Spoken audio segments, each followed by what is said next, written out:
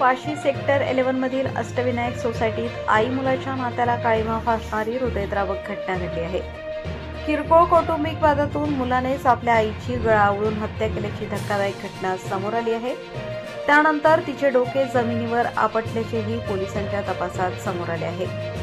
आई आपल्या पत्नीला पुरेसे महत्त्व देत नसून मुलीची बाजू घेत असल्याच्या कारणावरून मुलाच्या मनात आईबद्दल राग होता. 9 ऑगस्ट रोजी सायंकाळी याच कारणावरून घरात वाद झाला.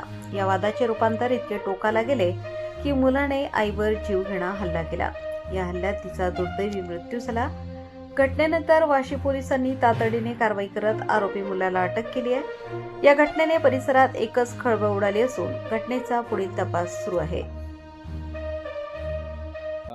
काल दिनांक 9 ऑगस्ट 2026 रोजी संध्याकाळी रविवारी संध्याकाळी 6 ते 9:30च्या दरम्यान एक जुहूगाव या ठिकाणी राहणारा एक मुलगा आहे, महेश रत्नाकर कदम, वय 43 वर्ष, हा अष्टविनायक सोसायटी या ठिकाणी राहतो.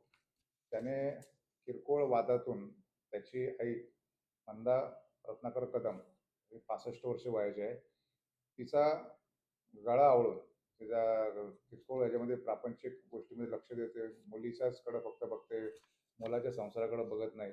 या गोष्टीचा राग मनात धरून त्याने तिच्या कपड्याने गळा आवळून तिला तसंच फरशीवर तिचं डोकं जोरात आपटल्यामुळे तिचा गंभीर दुखापत करून तिचा खून केलेला आहे.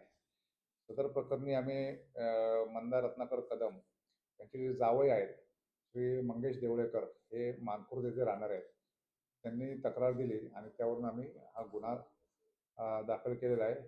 गुन्हा क्रमांक आहे 370/26 आणि BNSS कलम 103/1. त्याप्रमाणे आम्ही 10/8/2026 रोजी गुन्हा दाखल करण्यात आलेला आहे. आणि त्यामध्ये जो मयत महिलेचा मुलगा आरोपी महेश रत्नाकर कदम यास आम्ही अटक केलेली आहे गुन्ह्यामध्ये. आणि गुन्ह्याचा तपास चालू आहे. आज आरोपीला रिमांडसाठी आम्ही माननीय बेलापूर कोर्ट याच्या न्यायालयात हजर केलं होतं.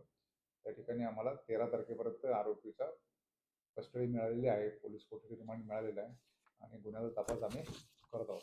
आम्हाला असं दिसतंय की आरोपीचा आणि आईचे संबंधामध्ये थोडासा हे नव्हते, व्यवस्थित नव्हते. जो आरोपी आहे महेश, त्याची मिसेस बायको जी आहे ती अंबरनाथ येथे राहण्यासाठी आहे आणि त्या दोघांमध्ये आई आणि मुलामध्ये बायको लांब राहते या कारणावरून त्यांच्यात वाद होता की तिला वाशीत राहायला काय येऊन देत नाही, या गोष्टीवर वाद होता. त्याचप्रमाणे आई जी आहे ती फक्त मुलीचाच जास्त विचार करते आणि मुलाकडे, त्याच्या संसाराकडे कमी लक्ष देते. त्याबद्दल त्याच्या मनात आईबद्दल आकस होता आणि त्याच्यातून त्या दोघांमध्ये नेहमी वादावादी व्हायची. हेच कारणामुळे त्यांचा आज काल रात्री हा प्रकार घडलेला आहे. मिळालेली आहे आरोपीची. आम्ही याचा सखोल तपास करू याच्यामध्ये आणि फॅक्ट काय ते आम्ही तपासू.